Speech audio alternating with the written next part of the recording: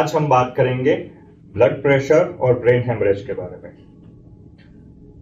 Blood pressure मुख्य कारण रहता है ब्रेन हेमरेज का। वैसे ब्रेन हेमरेज के कई कारण रहते हैं, लेकिन जो मेन और सबसे कॉमन कारण रहता है वो है हाई ब्लड प्रेशर। तो कई बार हमें ऐसे मरीज मिलते हैं जिनका ब्लड प्रेशर बहुत हाई रह रहा हो, ओपीडी में आते हैं और हम बताते हैं कि इनका दवाई करना जरूरी है, लेकिन वो लोग बोलते हैं कि नहीं, अभी मुझे कोई दिक्कत नहीं है, तो फिर क्यों दवाई लेनी है, अभी मैं स्वस्थ हूँ, मुझे कोई प्रॉब्लम नहीं हो रहा है।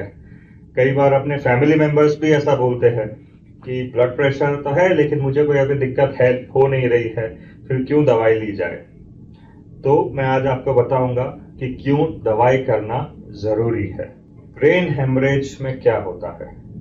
जो ब्लड प्रेशर की वजह से जो ब्रेन हेमरेज होता है उसमें क्या होता है?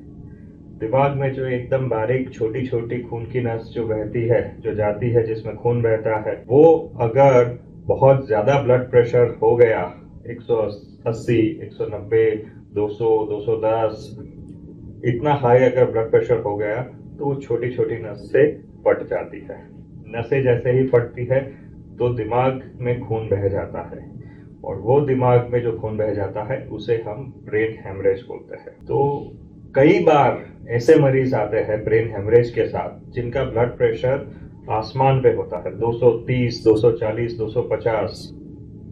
हम परिवारजनों से बातें करते हैं, पूछते हैं कि इनकी दवाई चालू थी या नहीं चालू थी, तो वो बताते हैं कि नहीं, ब्लड प्रेशर तो काफी टाइम से था लेकिन उन्हें कोई दिक्कत नहीं था, इसलिए फिर दवाई छोड़ दी।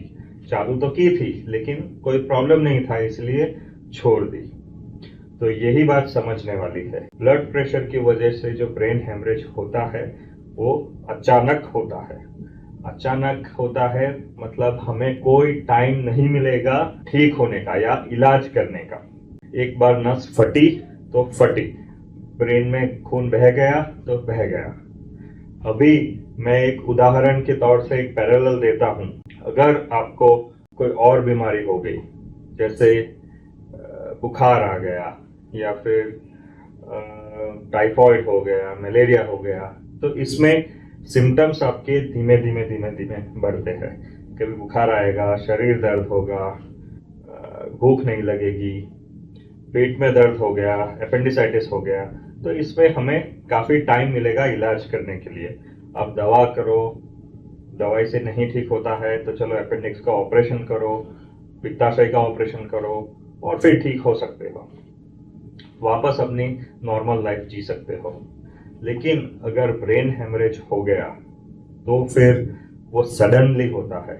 वो आपको टाइम नहीं देगा कि चलो अभी दवाई करें, धीमे धीमे ठीक हो जाएंगे, ऑपरेशन करें तो एकदम नॉर्मल हो जाएंगे, तो ऐसा नहीं होता है।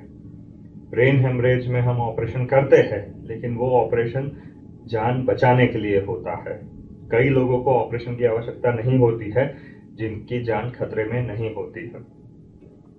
एक बार ब्रेन हेमरेज हो गया मतलब बहुत ज्यादा चांस बढ़ जाते हैं कि कोई ना कोई शरीर में खामी आ जाए। दिमाग के कौन से हिस्से में खून बह गया है उसके ऊपर से पता चलेगा कि शरीर में क्या खामी आएगी। कई बार हाथ में पैरालिसिस, पैर में पैरालिसिस, बोलने में दिक्कत, समझने में दिक्कत, बैलेंस चला जाए, ये सारी दिक्कतें ब्रेन हेमरेज की वजह से आती है।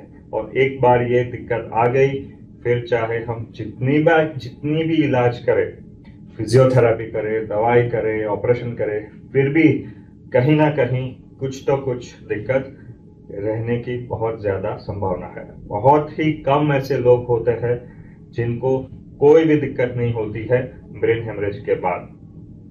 वो बहुत नसीब वाले होते हैं।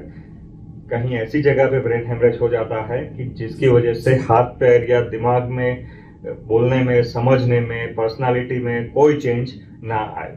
तो ये बहुत कम लोग होते हैं जो बहुत ही अच्छा नसीब लेके आते हैं। तो लेकिन अपना स्वास्थ्य नसीब पे नहीं छोड़ना है।